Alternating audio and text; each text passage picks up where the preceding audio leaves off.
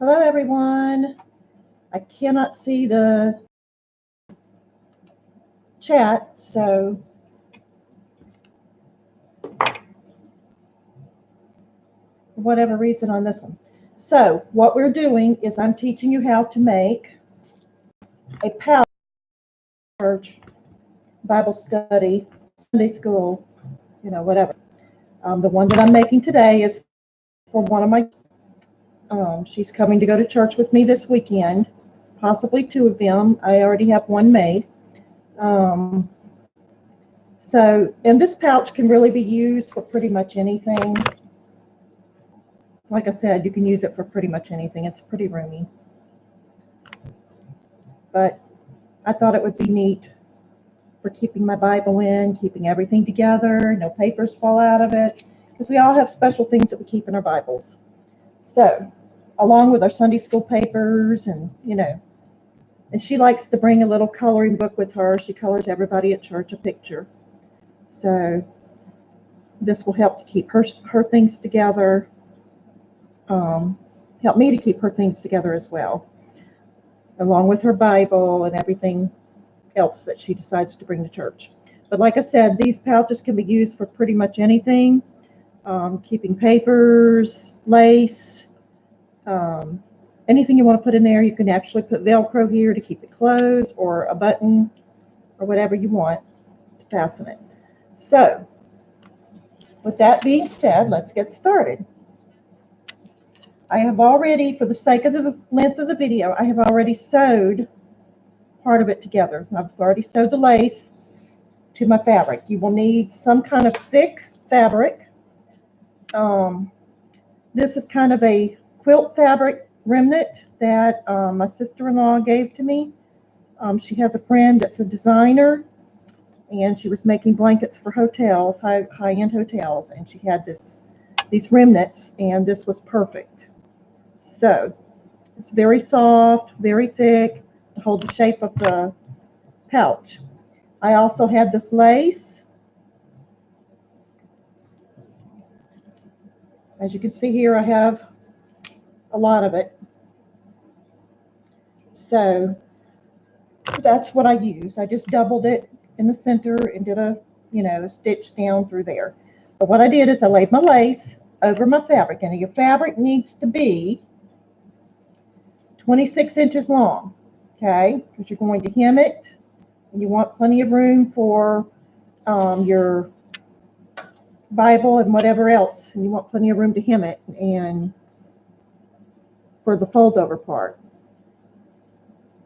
Your bottom piece, it needs to be at least 8 inches wide, okay? My lace, I let go out over the edge. This lace is the widest part from the scallop across is about 12 inches. But now if you do not want the ruffle hanging over the side, you only need it to be the same width as your fabric, which is about 8.5 inches. It's got to be at least 8 inches. Okay, and then you want to hem it, sew your lace to it, or you can use fabric glue. Fabric glue works just as well. You can get it at the Dollar Tree, a small bottle, which is where I purchased this. Or you can get the bigger bottles at Walmart. You pay a lot more, but if you do a lot of crafting, it is worth it. So you either glue or sew your fabric to your lace to your fabric, and then you hem it. You need to put a hem. I use a zigzag stitch to make mine because it's more sturdy. Okay, and after you have done that, now what we're going to do, and you can see the remnant on this one that had already been sewed here, so that's going to be her fold over closure. So now you want this to come up to about right there. You want to make sure it's lined up.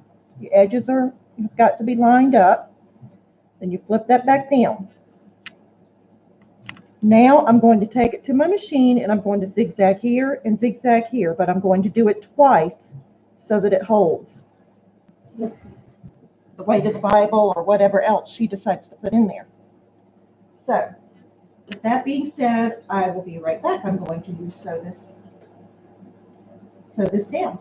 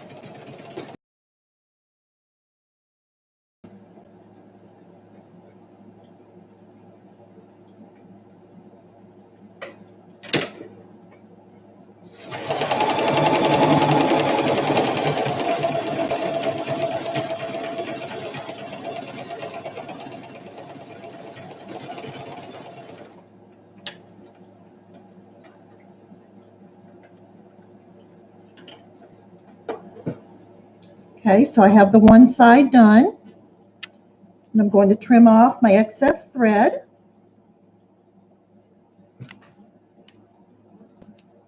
Okay, now I'm going to sew the other side. And again, you want to make sure it is lined up.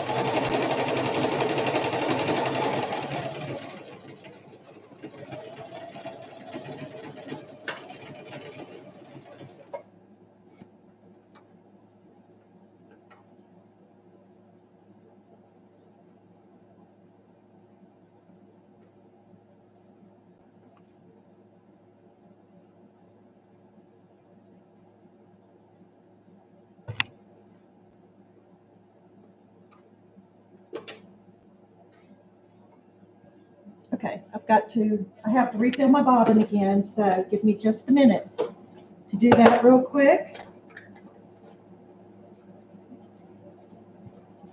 And then we will continue.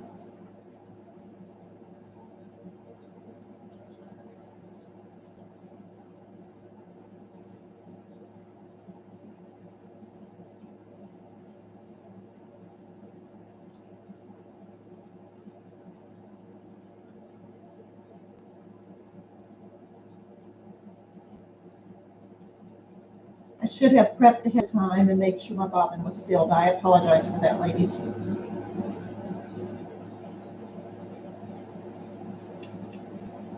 Okay.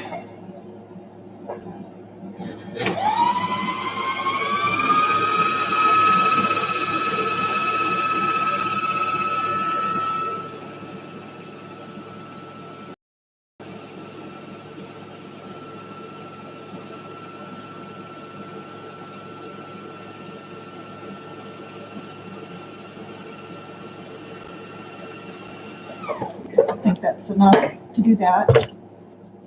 More than enough.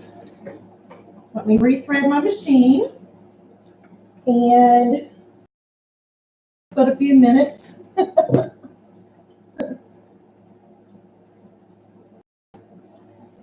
Oh, how about that, huh?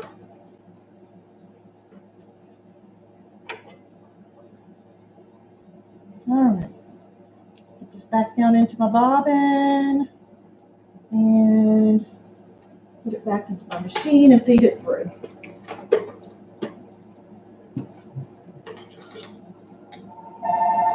Oh my goodness.